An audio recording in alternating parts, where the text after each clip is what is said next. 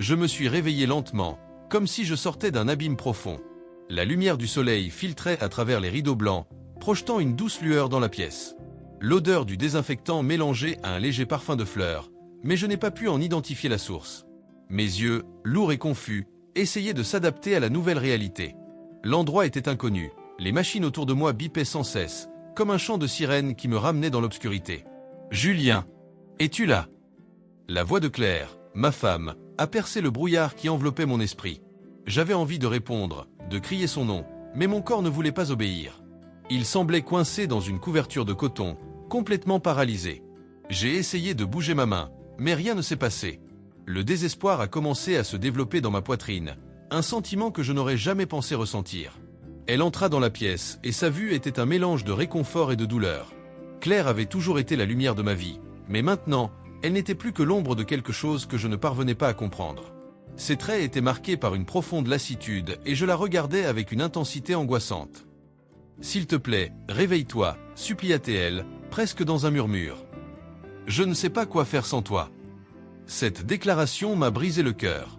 Que s'était-il passé? Qu'est-ce qui l'a amené à ce point de désespoir? J'avais envie de crier que j'étais là, que je l'entendais, mais les mots se perdaient dans l'immensité de mon silence. Et puis, sans prévenir, Claire a quitté la pièce, me laissant seul avec le bruit des machines et l'écho de mon propre cœur. C'est alors que j'ai entendu une autre voix, que j'ai très bien reconnue. Antoine, mon meilleur ami, l'homme que je considérais comme un frère. Que faisait-il ici? La curiosité était mêlée à un soupçon de peur. Elle est tellement perdue, Antoine. Je ne sais pas si je peux gérer ça, dit Claire, sa voix maintenant plus basse, presque comme un gémissement. Il faut être fort, Claire, répondit Antoine. Julien ne peut rien savoir de tout cela. Il ne doit pas se réveiller. Ces mots me tombèrent dessus comme un poids insupportable. Que se passait-il? Qu'est-ce que je ne savais pas? Et s'il se réveille? Demanda Claire, la voix tremblante.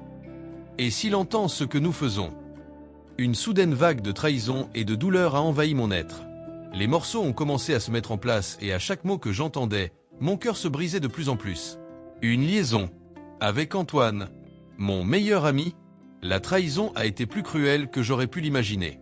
Il faut faire attention, a insisté Antoine, et j'ai entendu la tension dans sa voix. Vous ne pouvez pas le lui faire savoir. Pas maintenant. Donnez-lui du temps, et quand il sera hors de danger, nous. La conversation a continué, mais je ne pouvais plus y prêter attention. Le monde autour de moi s'effondrait alors que la réalité se déroulait sous mes yeux dans un film tragique. J'étais dans le coma, mais mon esprit était éveillé et les révélations étaient un poison qui coulait dans mes veines. La douleur était si intense que j'avais envie de crier, mais mon corps restait immobile, une prison silencieuse. Mes émotions étaient mêlées de confusion, de colère et de trahison. Que dois-je faire maintenant? Se lever et les affronter? L'instinct de combat palpitait en moi, mais l'impuissance me dominait. J'étais coincé dans mon lit, écoutant les mots qui détruisaient mon monde, tandis que la vie continuait autour de moi. Alors, j'ai décidé. Je ne pouvais pas laisser ça rester ainsi. L'idée de garder le silence, de faire comme si j'étais encore dans le coma, a commencé à se former dans mon esprit. Si je ne pouvais pas crier, le silence serait mon arme.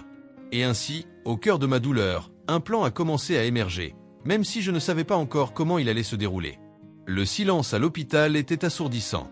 Alors que j'étais paralysé dans mon lit, entouré de machines émettant des bips monotones, chaque son semblait amplifié, chaque murmure était un coup dans mon cœur.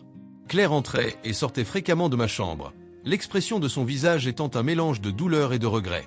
Je n'étais pas capable de bouger, mais chaque mot qu'elle prononçait me transperçait l'esprit comme une lame tranchante. « Julien, tu me manques tellement », dit-elle lors d'une des visites, la voix brisée. Si je pouvais remonter le temps, vous n'imaginez pas à quel point cela a été dur pour moi.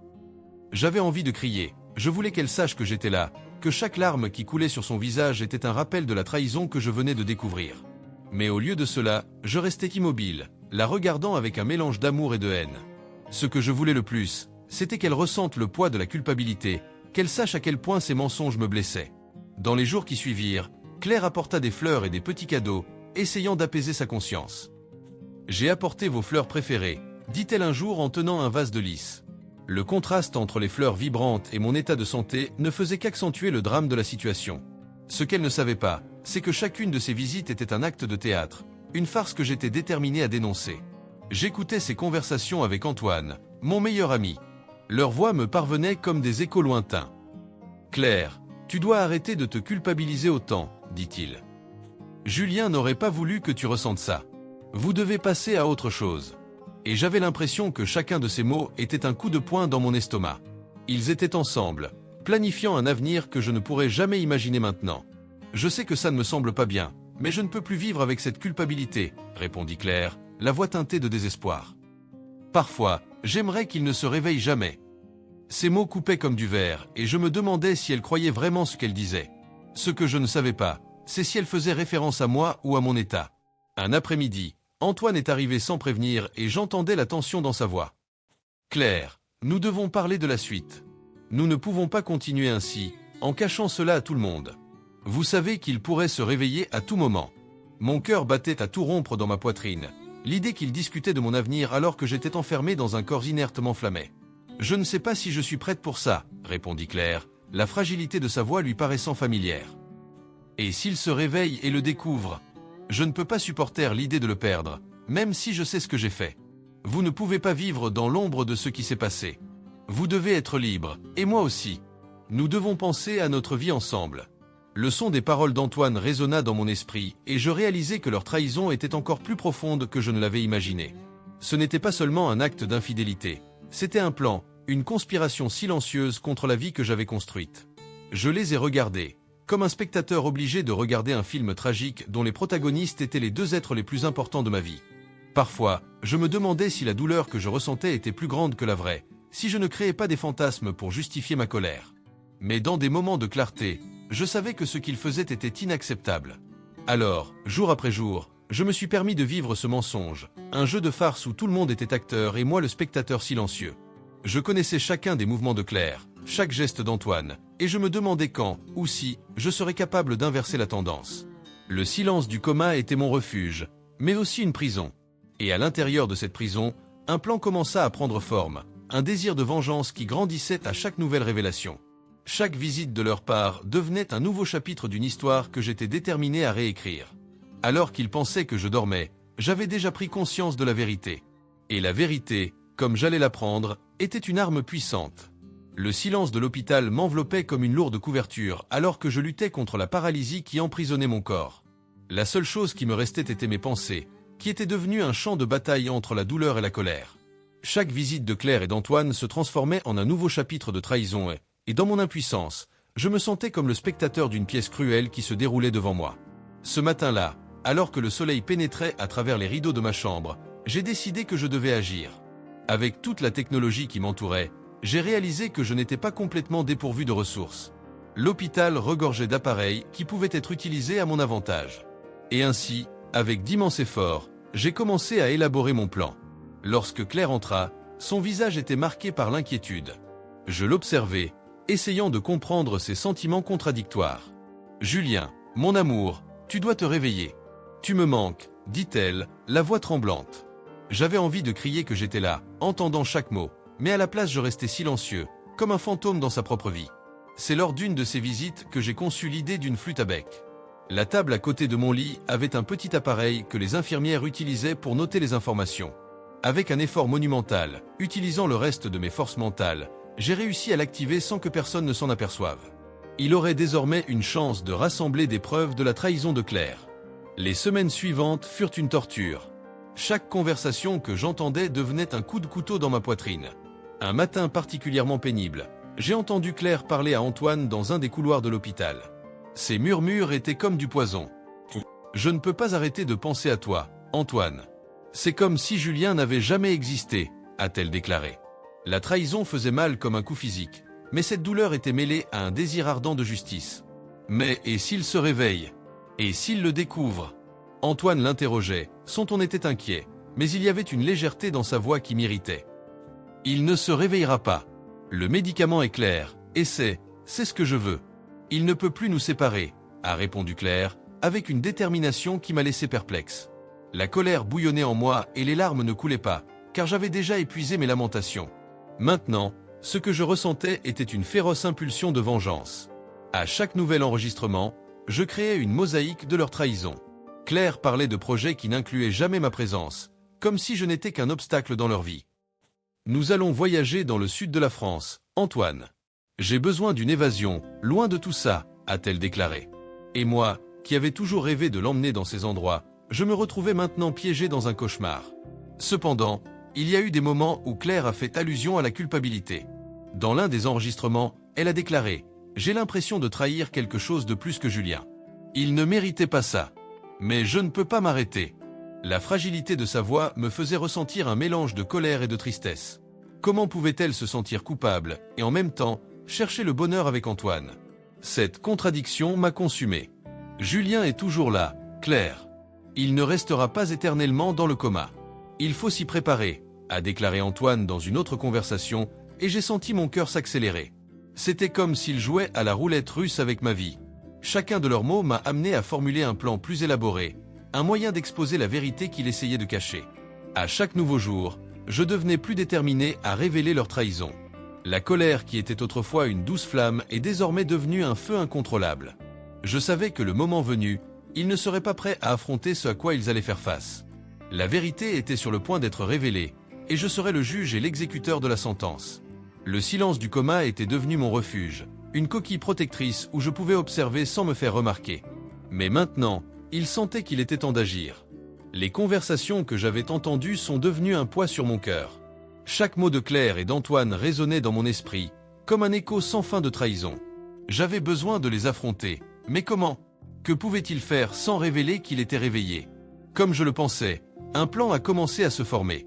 Les machines qui m'entouraient étaient comme des marionnettes sur une scène. Je pourrais les manipuler, déclencher une série d'événements qui créeraient un climat de tension. Alors, avec un effort mental intense, je me suis concentré sur l'un des moniteurs de fréquence cardiaque.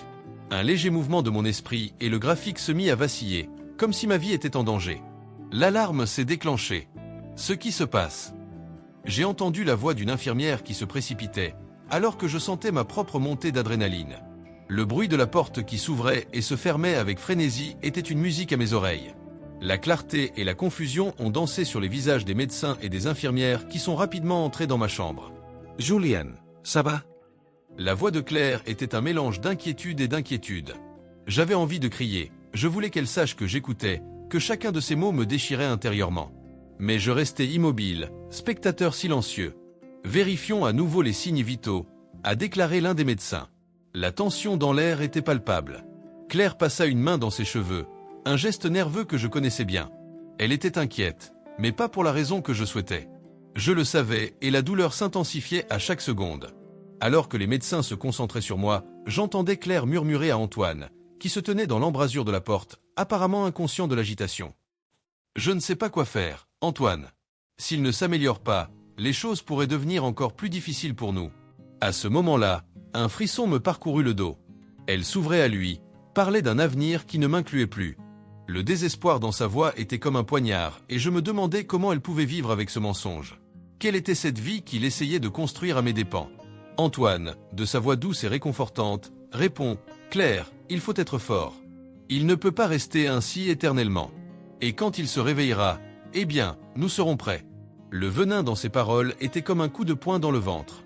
C'était une trahison qui allait au-delà du physique. C'était une trahison de notre amitié, de ma confiance, de la vie que je pensais avoir construite ensemble. « Je t'aime, Antoine. Je ne sais pas si je peux gérer ça, la culpabilité, » a poursuivi Claire, et j'ai écouté, sentant le poids de sa confession. Elle était déchirée, mais pas à cause de ce qu'elle avait fait. C'était un partage entre l'amour qu'il me professait et l'amour qu'il éprouvait pour Antoine. N'y pense pas maintenant. Concentrons-nous sur Julien. Ce qui compte, c'est qu'il ne puisse pas le découvrir. Il faut se serrer les coudes, a déclaré Antoine, et dans ces mots, j'ai réalisé la froideur qu'apportait la trahison. Le silence dans la pièce devenait de plus en plus assourdissant, et je me demandais jusqu'où ils iraient pour protéger leurs mensonges. La tension est montée.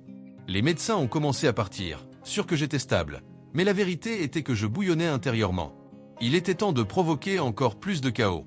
Je me suis reconcentré sur les machines, et avec un effort, j'ai activé une alarme d'oxygène. « Julien, ce qui se passe ?» Claire a crié, son regard se tournant vers moi, mais je suis resté transpercé, spectateur du drame qui se déroulait. La panique dans sa voix était une douce musique à mes oreilles. Je voulais qu'elle ressente l'angoisse que je ressentais, la trahison qui me consumait. « Calme-toi, Claire. Ils s'occuperont de lui, » a déclaré Antoine, mais son ton était plus détendu que ce à quoi je m'attendais. C'était comme s'il était plus inquiet de ce qui allait leur arriver que moi. J'avais envie de crier, je voulais qu'elle voie la vérité, mais j'étais toujours là, piégée dans mon propre corps, impuissante mais de plus en plus déterminée. Je savais que le moment d'agir approchait, et chaque seconde qui passait me remplissait d'un mélange de colère et de détermination croissante. Le plan prenait forme dans mon esprit, et je ne pouvais plus me contenter de regarder. J'ai dû les affronter. La vérité devait être révélée, et j'étais sur le point de le faire de la manière la plus percutante possible. Je me suis réveillé au son familier du battement de cœur de la machine à côté de moi. L'odeur du désinfectant était épaisse dans l'air et la lumière fluorescente du plafonnier était presque insupportable. J'étais dans un endroit lointain, presque onirique, et malgré ma paralysie complète, mon esprit bourdonnait de pensées et de sentiments. La réalité de mon état m'oppressait, mais il y avait quelque chose de plus inquiétant qui me maintenait au bord de la folie, les échos des voix de Claire et d'Antoine. Ce matin-là, la tension était dans l'air. Après le départ de Claire, Antoine est entré et je me suis forcé à écouter. Il semblait nerveux, agité. À chaque mot qui sortait de sa bouche, un sentiment de trahison me transperçait le cœur. « Es-tu sûr que nous ne pouvons pas être simplement heureux, Claire ?» Sa question ressemblait à un murmure perfide. Je ne pouvais pas bouger, mais en moi, une tempête se préparait. Claire répondit avec hésitation, comme si elle pesait ses mots. « Antoine, nous ne pouvons pas. Julien, il est toujours là et il a besoin de moi. » Son ton était un mélange de culpabilité et de désespoir, et je pouvais dire qu'elle luttait contre ses propres démons. C'était un conflit que je voulais, d'une certaine manière, explorer.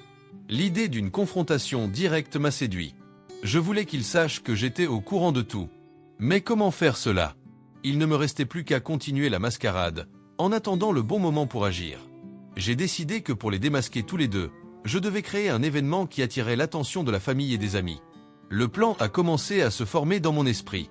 Je savais qu'avec leur présence à l'hôpital, la tension deviendrait palpable. Ils ne pouvaient cacher leur culpabilité aux yeux de tous. Avec l'aide d'un enregistreur caché, j'ai commencé à surveiller les visites. Les conversations ont révélé non seulement leur trahison, mais aussi leur vulnérabilité. Claire exprimait souvent des sentiments mitigés, passant de l'amour au remords en quelques secondes. « Je ne peux pas vivre avec ça », a-t-elle dit un jour, la voix brisée.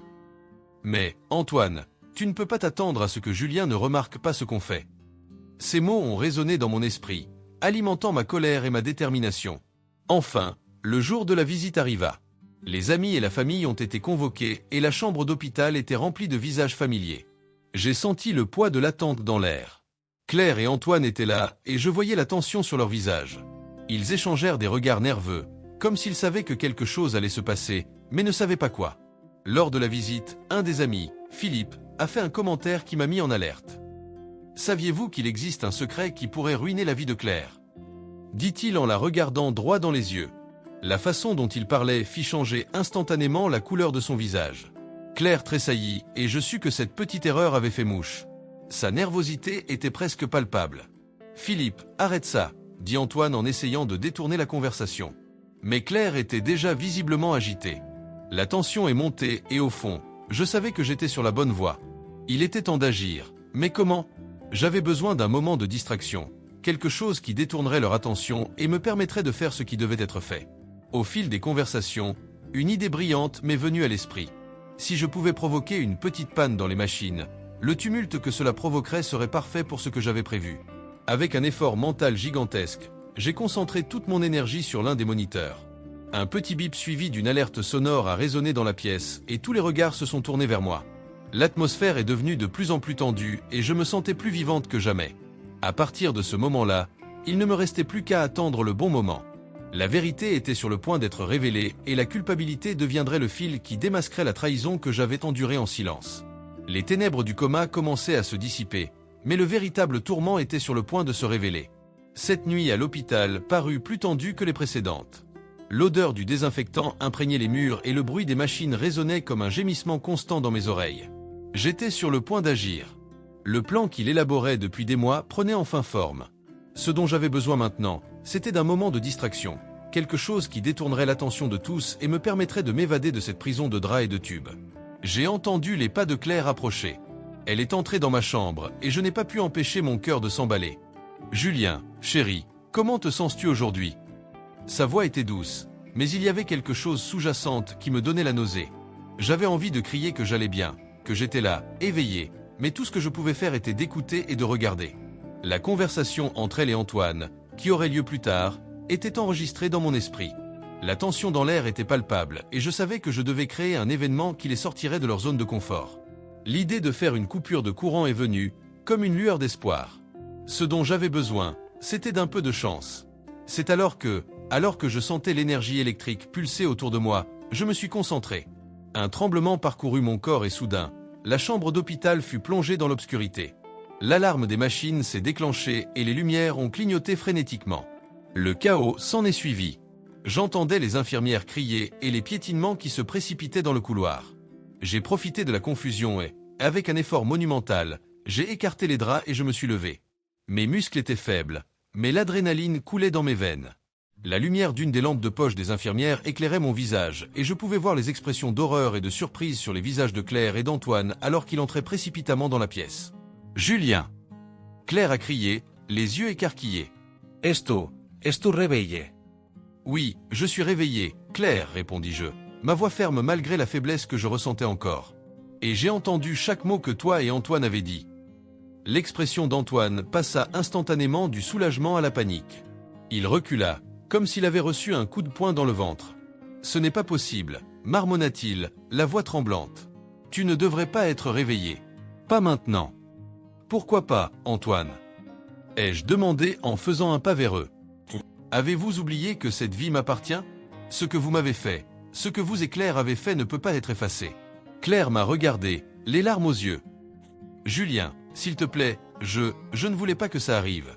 Je me sens tellement coupable. » Elle hésita, comme si la vérité était sur le point de lui échapper. « Coupable ? Êtes-vous vraiment sincère ? » Jay ri, un rire amer. Toi et mon meilleur ami, planifiant un avenir ensemble pendant que j'étais ici, coincé dans un cauchemar. Est-ce ce que vous appelez de la culpabilité ? Ce n'est pas comme ça que ça s'est passé. Intervint Antoine, essayant de reprendre le contrôle de la situation. L'accident était une erreur. Je ne voulais pas que ça arrive, Julien. Je n'ai jamais voulu que tu sois blessé. Une erreur. J'ai rugi, la colère montant en moi. Tu savais que je n'étais pas sobre ce soir-là, et tu as quand même décidé de conduire.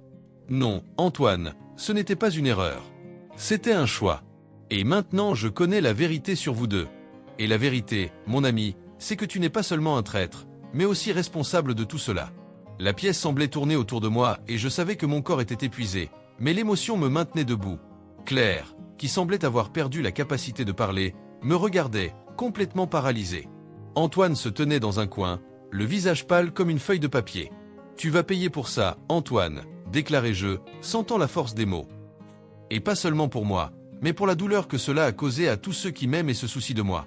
Votre plan pour échapper à tout cela est terminé. Je vais vous exposer tous les deux. L'adrénaline me submergeait toujours, mais la réalité de la situation commençait à s'installer. Non seulement je m'étais réveillé, mais j'avais enfin trouvé le courage d'affronter la trahison qui m'entourait. Et à ce moment-là, le poids des mensonges et de la tromperie a commencé à s'atténuer, me permettant d'envisager un avenir où la vérité prévaudrait.